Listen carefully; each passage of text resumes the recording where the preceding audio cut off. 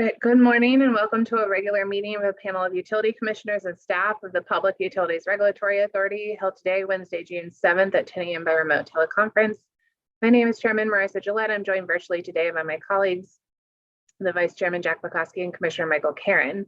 We have a regular calendar and a consent calendar in front of us today. We will turn first to our regular calendar, in which there are 3 items. The first item is docket number 221103, the application of Selco Partnership doing business as Verizon Wireless for approval of a construction plan to install wireless facilities within certain public rights of way in Westport. We're going to turn to Authority Attorney Staff Jay Don Francisco to present the decision for the panel's consideration this morning. Good morning, sir. Good morning, Chairman. Thank you. Good morning, Commissioners and Authority staff. Yes, this is docket number 221103. In this docket, Selco Partnership doing business as Verizon Wireless filed an application with the Public Utilities Regulatory Authority on November 2nd, 2022 for permission to install a small cell wireless antenna on a replacement utility pole in the public right-of-way on the parcel adjacent to 163 Hills Point Road in Westport, Connecticut. The application was opposed by an abutting property owner. The property owner's objections focused on the radio frequency emissions from the proposed antenna, as well as concerns about the site selected and the aesthetics of the antenna. A hearing in this matter was held on April 18th, 2023, at which time the authority received evidence from Verizon's witnesses. The property owner was represented by counsel at the hearing, but the property owner did not appear or present direct evidence at that time. On May 22nd, the authority issued a proposed final decision and afforded the parties the opportunity to submit written exceptions and to request oral argument. Neither party submitted written exceptions and neither requested oral argument. The evidence at the April hearing established that the area in question suffers from poor cellular coverage and that the pole proposed by Verizon was located within the area of the diminished coverage and thus was well suited to address that lack of coverage. As explained in the decision, with respect to arguments premised upon the RF emissions from small cell antennas, the authority's jurisdiction is limited to determining whether or not the proposed antenna's emissions are within the permissible levels as determined by the Federal Communications Commission. The evidence at this hearing established that the RF emissions from the proposed antenna were well within those permissible levels. The property owner did not produce any evidence showing that the antenna would exceed the permissible RF levels.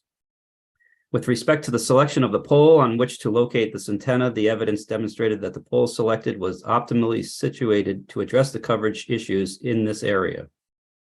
Further, the evidence showed that Verizon considered and rejected for sound reasons several other poles located in the general vicinity of the area to be serviced. The property owner argued that Verizon should install a new pole in another nearby location for the proposed installation. This approach, even if feasible for Verizon to install a pole, is contrary to the goal of using existing poles whenever feasible. The existing pole here was shown to meet the company's needs for this location.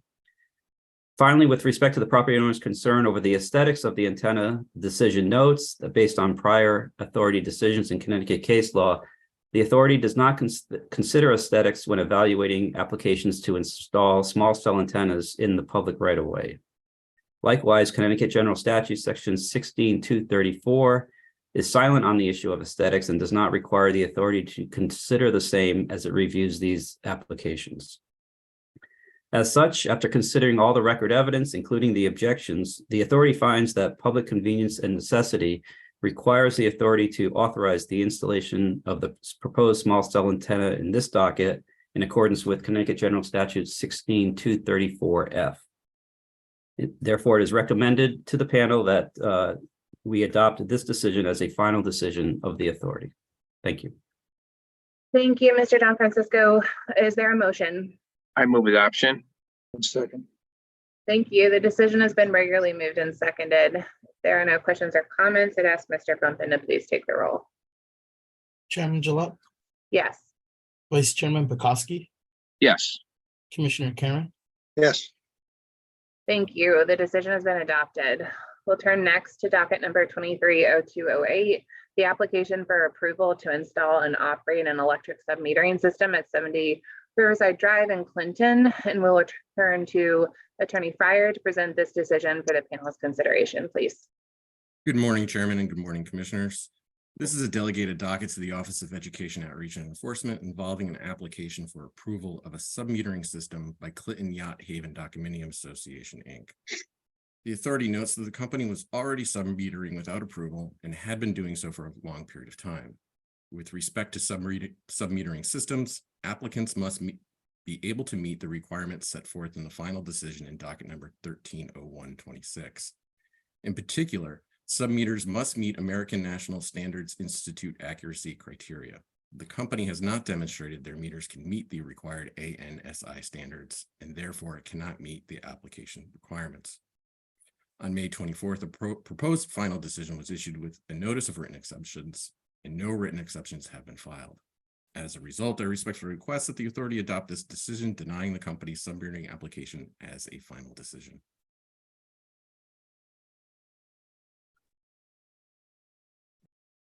Right. Thank you, Attorney Fryer. Is there a motion? I move adoption. And second. Thank you. The decision has been regularly moved and seconded. There are no questions or comments. I'd ask Mr. Bumpin to please take the roll. Chairman Gillette, Yes. Vice Chairman Bukowski, Yes. Commissioner Karen, Yes. Thank you. The decision has been adopted. We'll turn next to docket number 230415. The application of Yankee Gas Services Company doing business as Eversource Energy for approval of the issuance of long-term debt. And we're going to turn to authority staff, Mr. Guy Novello, to present the decision for the panel's consideration, please. Thank you. Good morning, Madam Chair. Good morning, Vice Chair and Commissioner Karen and authority staff. On April 7, 2023, the Yankee Gas Company submitted an application pursuant to Connecticut General Statute 1643B and Connecticut Agency Regulations 16146 and 1643, requesting authority approval to issue bonds in an aggregate amount not to exceed $350 million of secured forced mortgage bonds. There is no requirement under the Connecticut General Statute 1643 for a hearing in this matter. No participant requested one.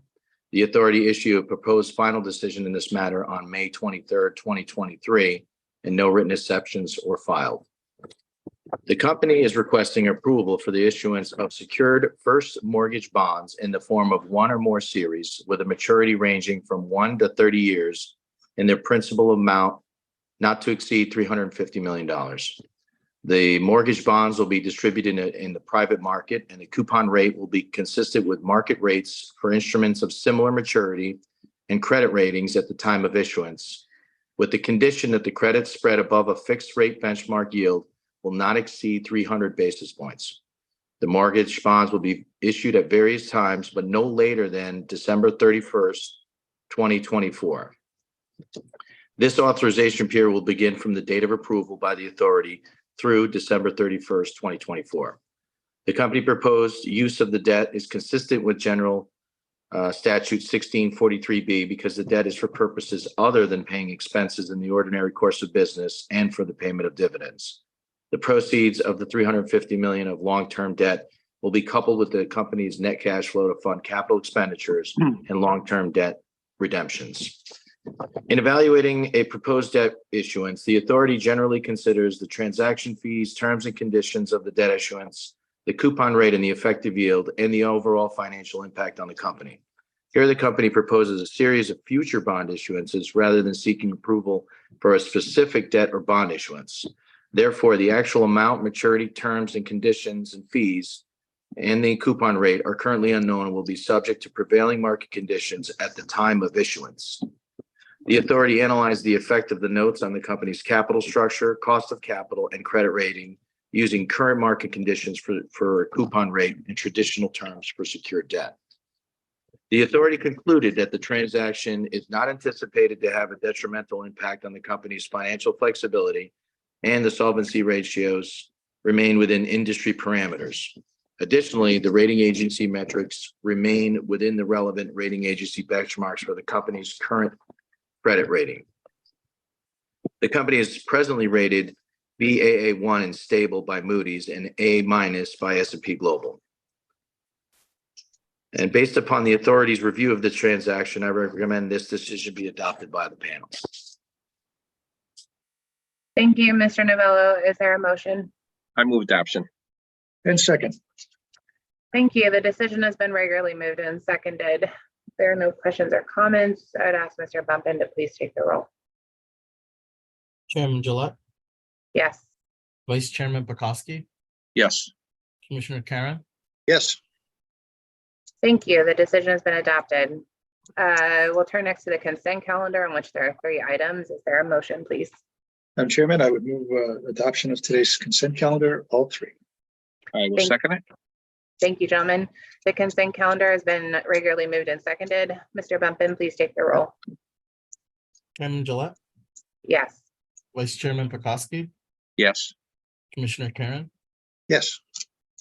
Thank you. The consent calendar has been adopted in full. That brings us to the end of today's regular meeting agenda. We'll adjourn. We will reconvene for our next regular meeting next Wednesday, June 14th at 10 a.m. by remote teleconference.